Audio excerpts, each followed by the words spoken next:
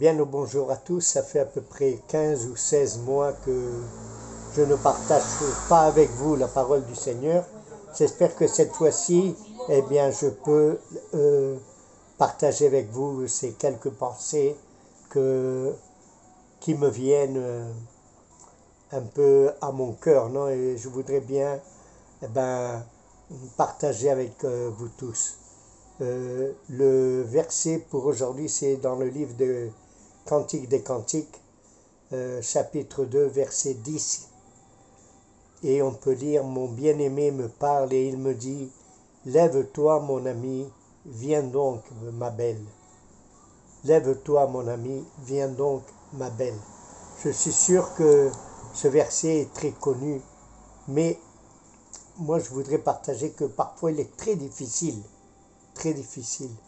de rentrer à la présence du Seigneur ou de venir devant la présence du Seigneur, même quand il nous appelle.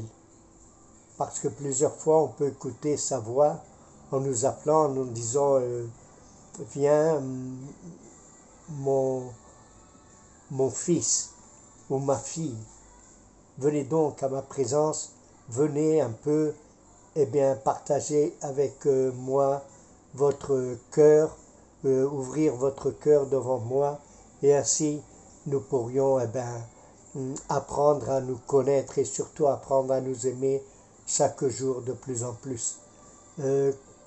Quand il nous appelle parfois avec ces belles paroles qu'on trouve dans ce verset, eh bien c'est une invitation bien sûr de la part du Seigneur pour l'Église ou pour plusieurs d'entre nous. Ou pour chacun d'entre nous, on pourrait bien dire. Il y a aussi un autre verset qu'on peut lire dans le Cantique des Cantiques qui dit, je ne le trouve pas maintenant. Bon, je vais essayer de le dire de ma mémoire un peu, qui dit, et fais-moi écouter ta voix, toi qui es dans les grottes, toi qui es caché dans les plus profonds de la grotte. Montre-moi ton visage et fais-moi écouter ta voix, parce que ta voix est douce et tu es trop belle. C'est-à-dire que le Seigneur parle à l'Église en lui disant qu'on ne doit pas se cacher, sinon qu'on devrait aller à la présence de Dieu et pouvoir partager avec lui tout ce qu'il y a dans notre cœur.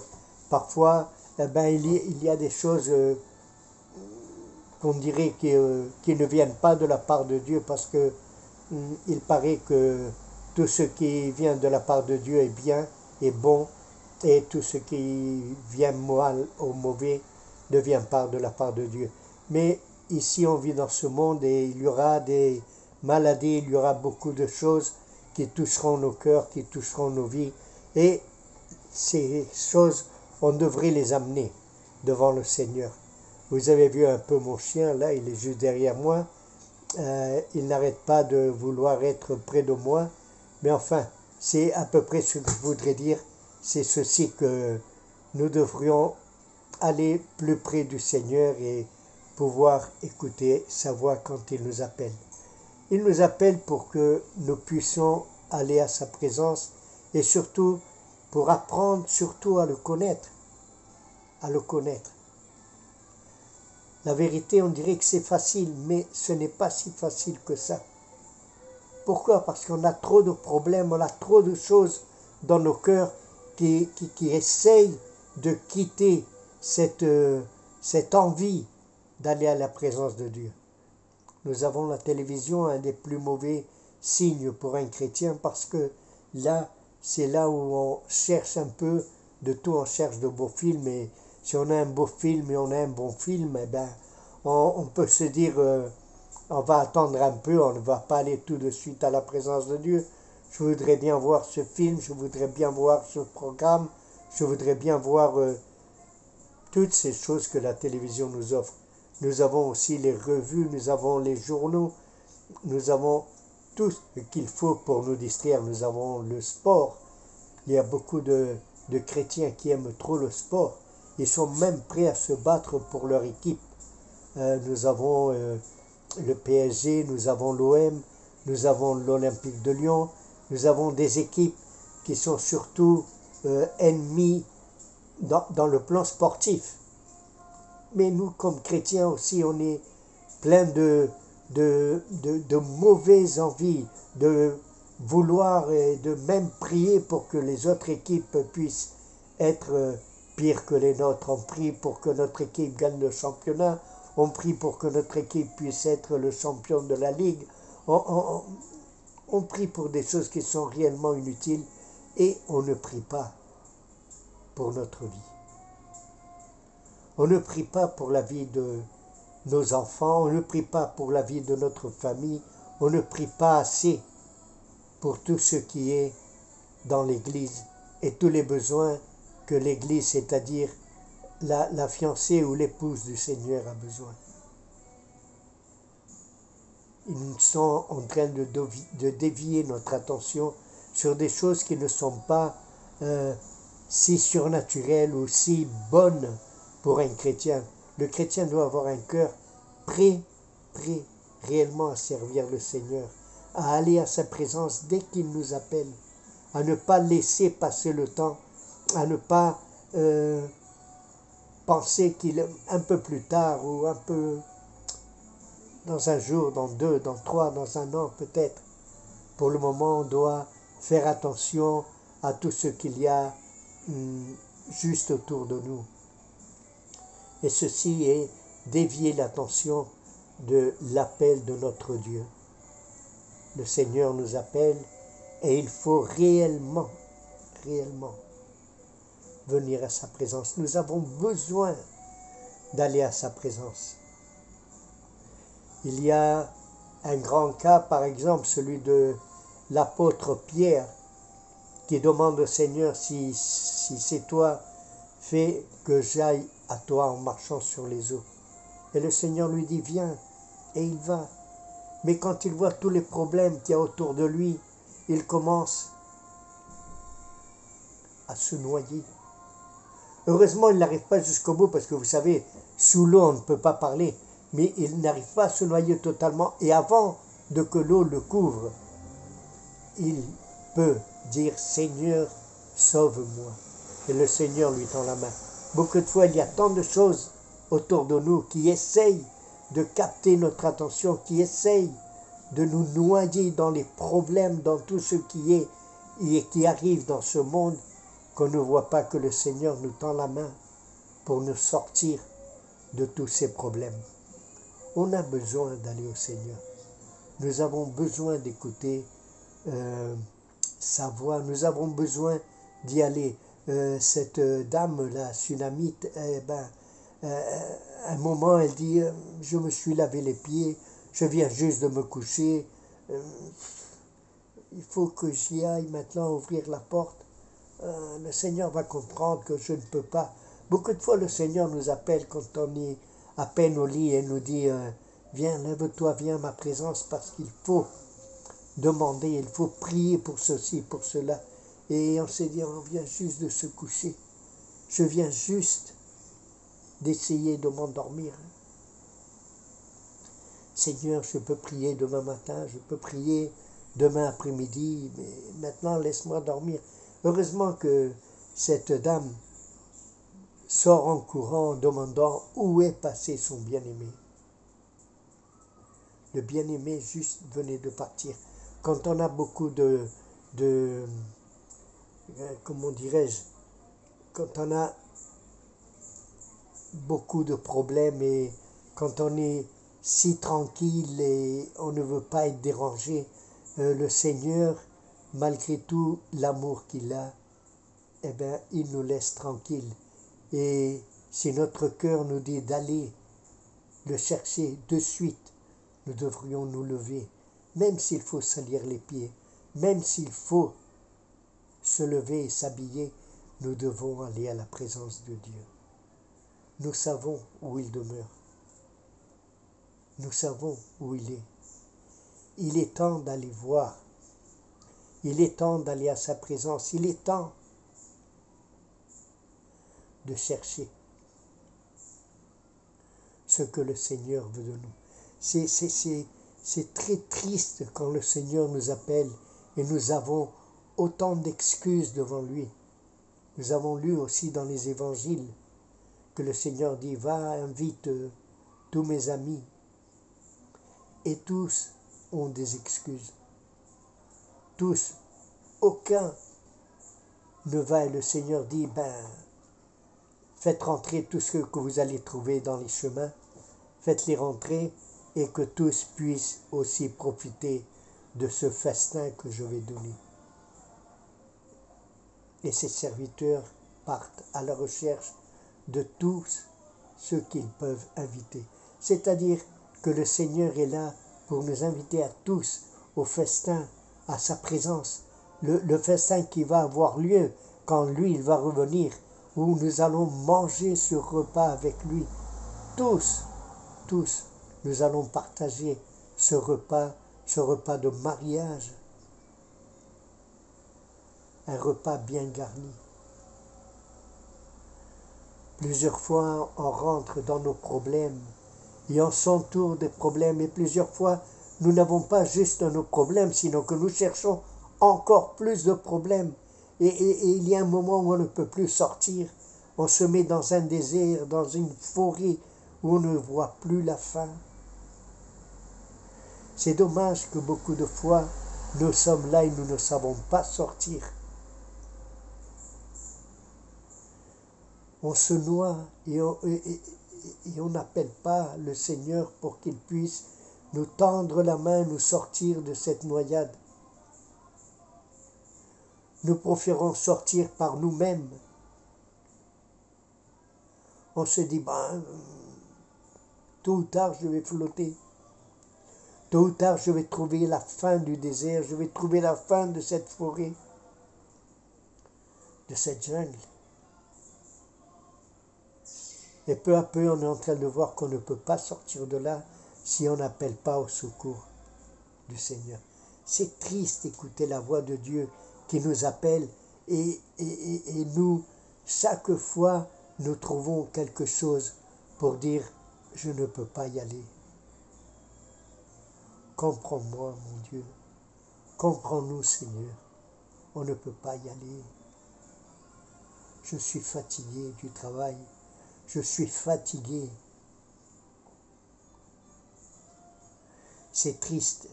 C'est triste qu'on ait du temps pour tout et on n'ait jamais le temps pour Dieu. On a le temps pour voir du foot. On a le temps pour voir si vous aimez le basket, si vous aimez le handball, si vous aimez le tennis, si vous aimez le cyclisme. On a le temps pour tout ceci. Et on n'a jamais le temps, quand on écoute la voix de Dieu nous appeler, d'aller à sa présence. C'est vraiment triste. Vraiment très triste.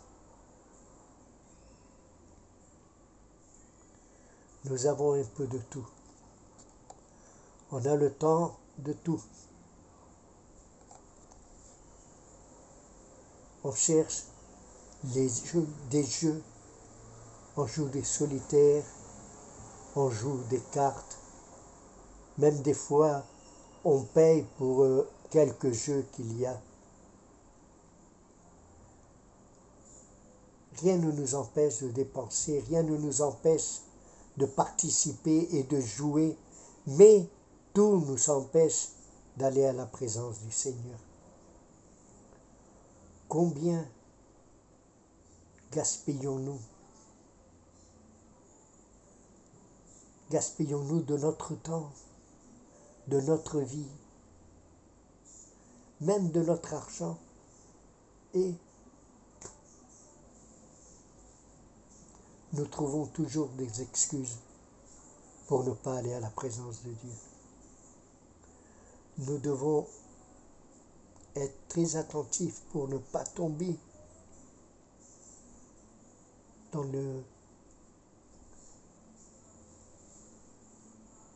les bras de notre ennemi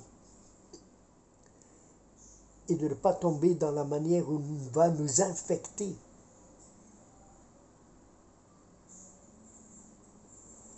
Il est en train de gagner la bataille dans nos vies si nous n'allons pas à la présence de Dieu quand il nous appelle.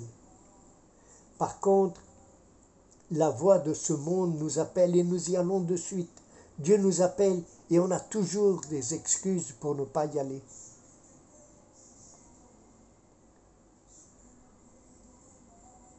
Que c'est triste, qu'on a le temps pour tout, d'écouter de la musique, de danser, de sauter,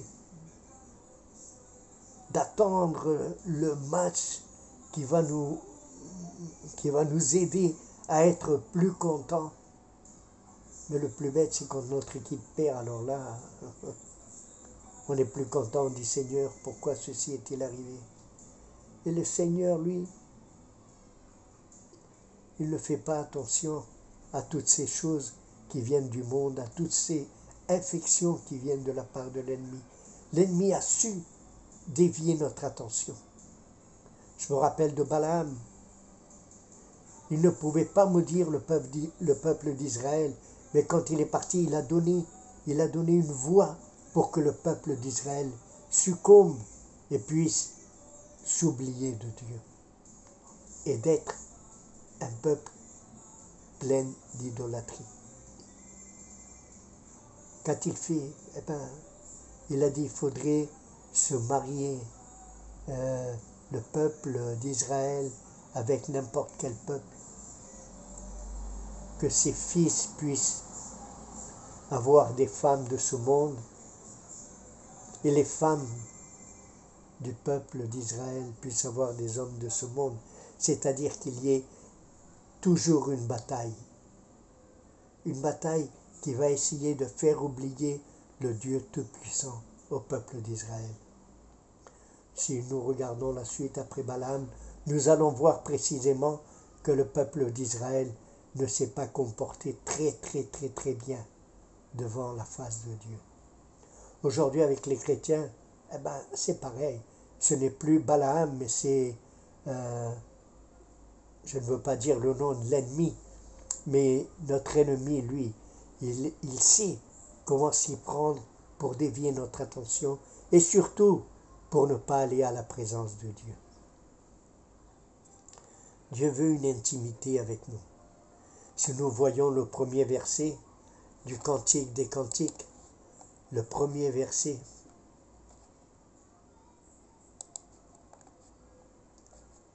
ô que ta bouche me couvre de baisers, car ton amour est plus exaltant que le vin.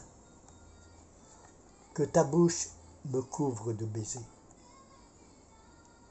C'est ce que Dieu veut.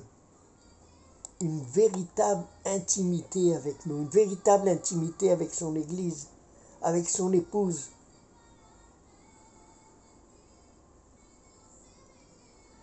Une intimité où on va pouvoir contempler la gloire et la majesté de notre Dieu.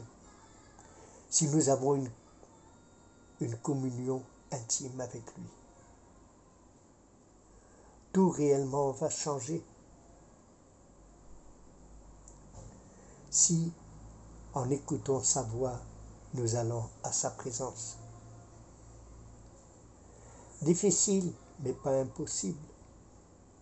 Nous sommes ses enfants, il est patient avec nous, mais nous devons faire attention quand il nous appelle, qu'après un temps, on n'écoutera plus sa voix. Et il va falloir le chercher comme cette fille a cherché Salomon. Il l'a cherché partout. Indiquez-moi où il habite. Dites-moi où est mon bien-aimé. Dites-moi où est pour que je puisse aller le couvrir de baisers.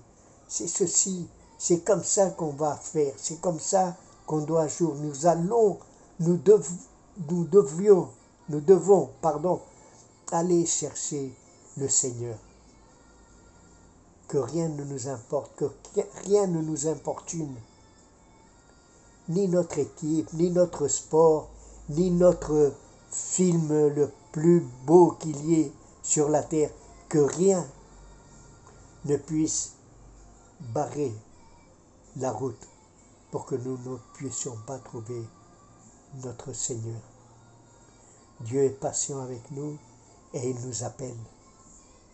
J'espère bien que nous tous, nous allons aller à sa présence et nous allons être attentifs à la voix de Dieu.